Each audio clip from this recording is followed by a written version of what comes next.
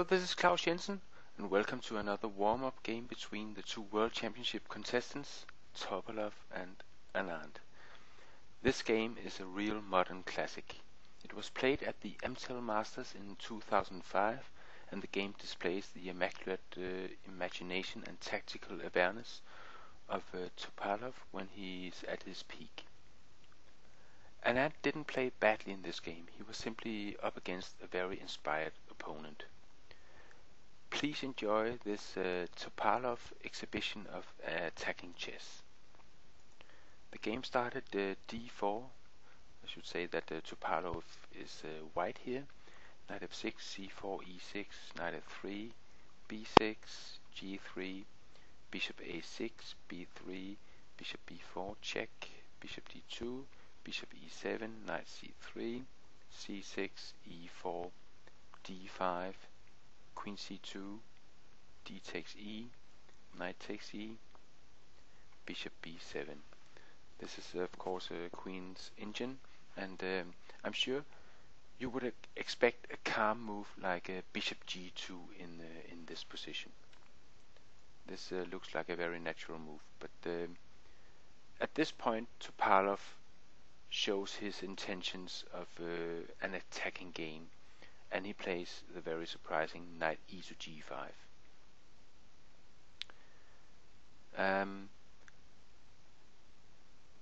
Anand very logically responds c5, opening up the b7 h1 diagonal, where this bishop is not where the white bishop hasn't gone yet.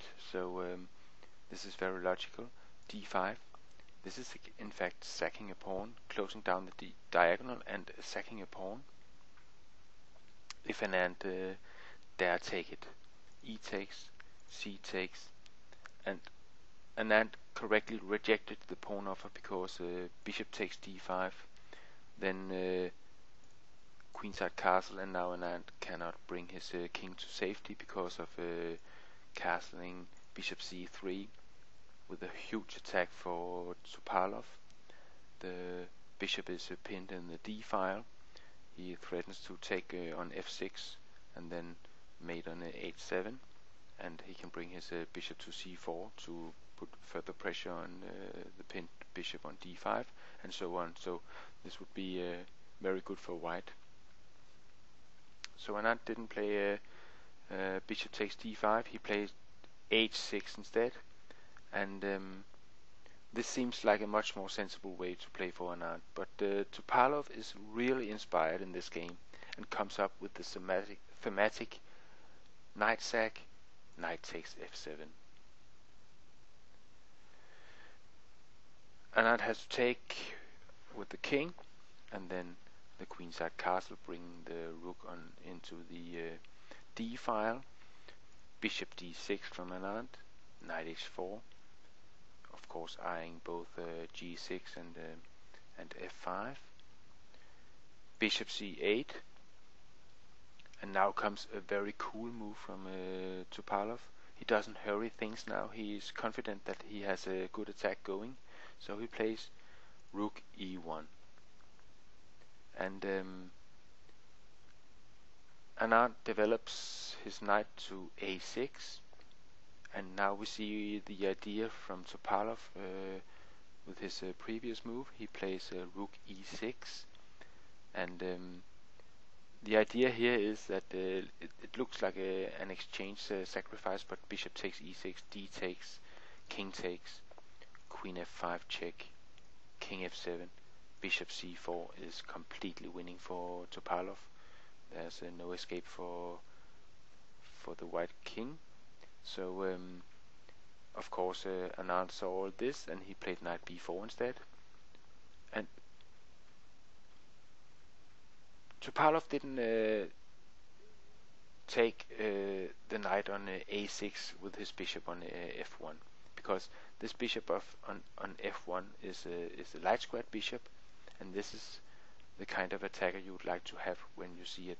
Look at the black king position. But the dark squared bishop is not an important attacker, so this is why Topalov takes on b4. and c takes, and then bishop c4. And again, the rook cannot be taken, because bishop takes e6, d takes, king f8, knight g6 check, king e8, and bishop b5 check.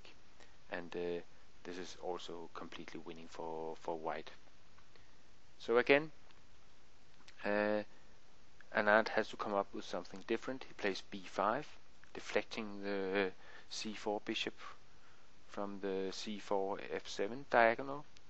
Bishop takes, and even after this deflection of the c4 bishop, the rook is poisoned.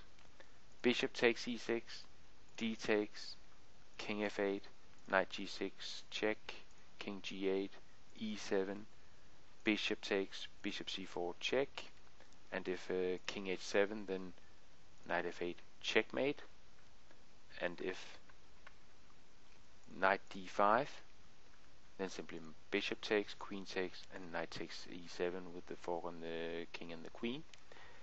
And this is also completely winning for Topalov.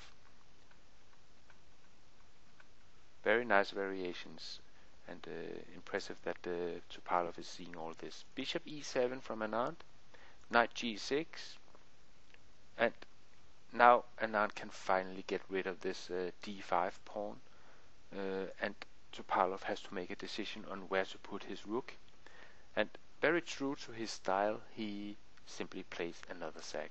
Rook takes e7 check, knight takes, bishop c4 check, and here if bishop e6, then bishop takes, king takes, rook e1 check, king f6, knight takes e7, rook c8,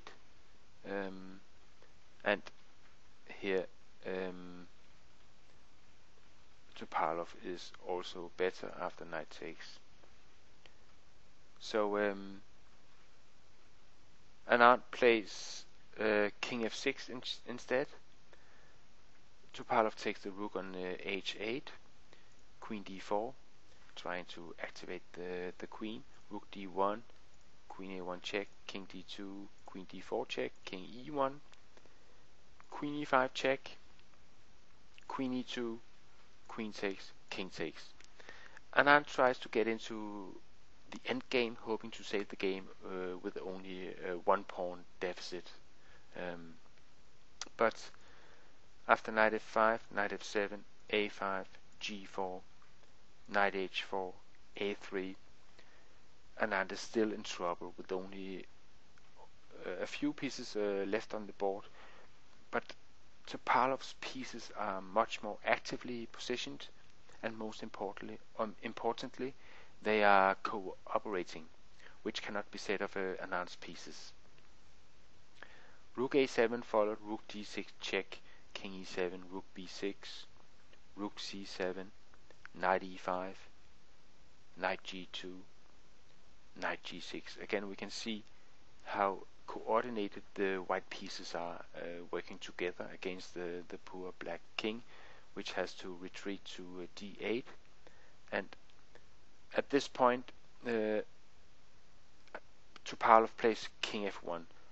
The black knight is trapped here, and it can only be saved by playing bishop b7, and then Topalov goes for the easiest way to win. He simply takes on b7 and then takes on g2, getting two light pieces for the rook, and rook d7, knight f8, rook d2, knight e6, check, king goes to e7, knight takes g7, rook takes a2, knight f5 check, king f6, knight takes h6, and now we can see that these three connected passed pawns on the king side will do the job for Topalov. Rook c2, bishop f7, rook c3, f4, a4, b takes a, b3, g5 check, king g7, f5, b2, f6 check, king h7, and knight f5. And in this position, just before queening his b pawn, Anand actually the game here, because he of course saw that after queening, then g6 check, king h8, g7 check, king h7, then g8 queening here is a checkmate. So I think this was a brilliant tactical effort from Topalov, and this is the kind of thing that all chess lovers around the world are hoping to see in the upcoming World Championship match. I hope you enjoyed this very nice performance from Topalov, and I hope to see you on my blog at klausjensen.com. Bye bye for now.